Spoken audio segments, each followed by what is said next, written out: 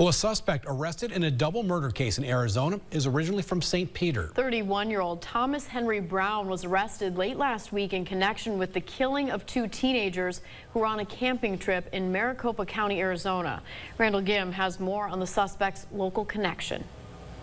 18-year-old Pandora Scholzrud and 17-year-old Evan Clark were Arcadia High School students in Arizona. According to reports from our affiliate station, Arizona's Family, the students were on a camping trip to Mount Ord in Tonto National Forest.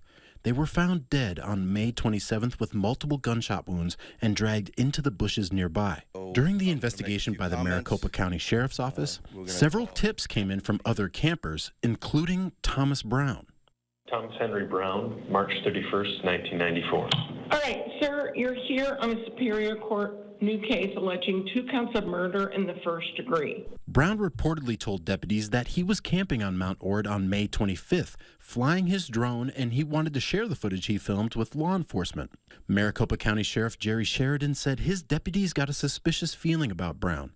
The county attorney added physical evidence on top of those suspicions. Brown's DNA is found in the victim's SUV. Brown's DNA is found inside of the gloves with the blood on the outside. Brown's defense attorney argues there was no mention of Brown's DNA on the murder weapon or shell casings at the scene.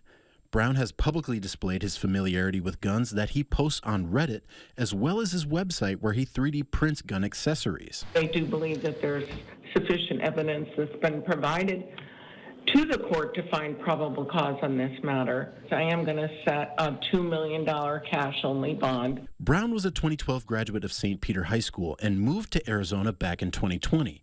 Additionally, an Army spokesperson said, Thomas Henry Brown was an infantryman in the Minnesota and Arizona Army National Guard from October 2013 to December 2022. He was a staff sergeant when he left the Army National Guard. Monday morning, I spoke to a member of Brown's unit in the National Guard who wants to remain anonymous. They said they never would have expected this from Brown, but they notice his Facebook posts have gotten overly political over the last few years. Reporting for KEYC News Now, I'm Randall Gim. The judge in this case said Brown is scheduled to have a status hearing Wednesday morning.